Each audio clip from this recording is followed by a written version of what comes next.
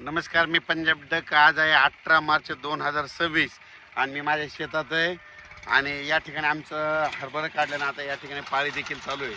तर आज आहे 18 मार्च. शेतकऱ्याला सांगू इच्छितो की आज दुपारपर्यंत मराठवाड्यातल्या शेतकऱ्यांनी, विदर्भातल्या शेतकऱ्यांनी, पूर्व विदर्भ, पश्चिम विदर्भातल्या शेतकऱ्यांनी ज्यांचा गहू असेल, हरभरा असेल, दुपारपर्यंत काढून घ्या. कारण की ना आज दुपारनंतर मराठवाड्यामध्ये चांगला पाऊस येणार आहे, काही ठिकाणी गारपीट होणार आहे, वार देखील सुटणार आहे. म्हणून हा अंदाज लक्षात यायचा.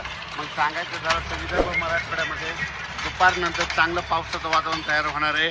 काही काही ठिकाणी पाऊस देखील सुरू होणार आहे रात्रीपर्यंत. म्हणजे आज 18, 19, 20 आणखीन 3 दिवस राज्यामध्ये पावसाचं वातावरण तयार होणार आहे. म्हणून हा अंदाज आपल्या मराठवाड्यातल्या आणि विदर्भातल्या सर्व शेतकऱ्यांना लक्षात यायचा.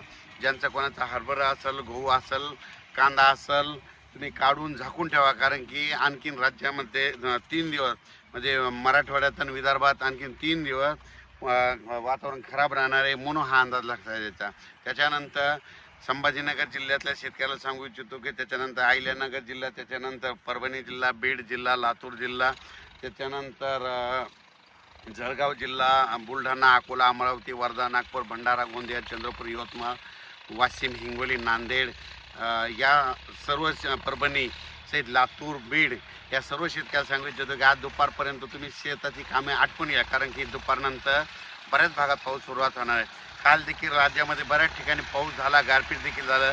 जिथं पाऊस नाही पडला तिथं वारं देखील सुटणार आहे. म्हणून हा अंदाज लक्षात यायचा. म्हणजे सांगायचं झालं तर राज्यामध्ये आणखीन 3 दिवस वातावरण खराब होणार आहे.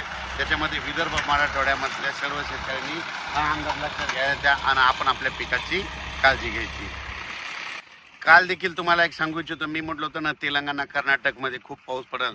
तर कर्नाटकमध्ये इतकी गारपीट झाली म्हणजे जणू काय हिमालयच तिथं अवतरला, बर्फ इतका पडल्यासारखा पडला. म्हणजे कर्नाटक, अक्कलकोट, त्याच्यानंतर निलंगा, लातूर जिल्हा, कळंब तालुका, त्याच्यानंतर सोलापूर जिल्ह्यात, सोलापूर जिल्ह्यामध्ये अकोट, बऱ्याच ठिकाणी सांगलीकडे पडला, साताऱ्याकडे पडला, बऱ्याच ठिकाणी पाऊस पडला.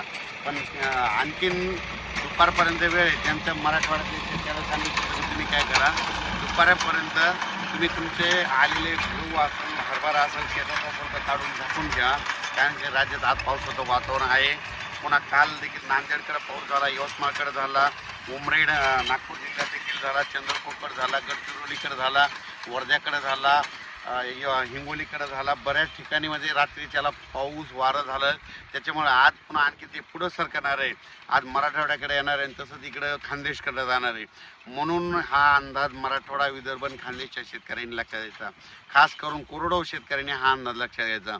कारण की राज्यामध्ये आज दुपारनंतर बघा बऱ्याच ठिकाणी दुपारी 2:30च्या नंतर बऱ्याच ठिकाणी पाऊस सुरू झालेला दिसेल. काही ठिकाणी 5 वाजता येईल, काही ठिकाणी रात्रीच्या येईल. म्हणून हा अंदाज विदर्भातल्या आणि मराठवाड्यातल्या सर्व शेतकऱ्यांनी अंदाज लक्षात घ्यायचा. जळगाव जिल्हा, धुळे जिल्हा, त्याच्यानंतर बुलढाणा जिल्हा घाटाच्या खाली, त्याच्यानंतर संभाजीनगर, फुलंब्री, कन्नड, भोकरदन, गंगापूर, वैजापूर, शिर्डी, राहता, अहिल्यानगर, पैठण, त्या आष्टी, परतूर, जालना जिल्हा, त्या सर्व शेतकऱ्याला सांगू इच्छितो की आज दुपारपर्यंत तुम्ही तुमचे कामं आटपून घ्या. कारण की आता आज 18, 19, 20 आणि 21 4 दिवस वातावरण खराब राहणार आहे. विदर्भ मराठवाड्यात खराब राहणार आहे. म्हणून हा अंदाज विदर्भ मराठवाड्यातल्या शेतकऱ्यांनी लक्षात द्यायचा.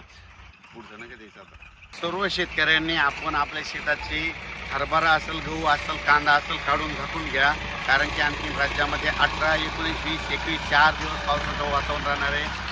खास करून विदर्भ मराठवाड्यात राहणार आहे. म्हणून जे कोरडवाहू शेतकऱ्यांनी हा अंदाज घ्यायचा आणि आपण आपल्या पिकाची काळजी घ्यायची. अचानक वातावरणात बदल झाला तर लगेच एक मेसेज दिला जाईल. धन्यवाद.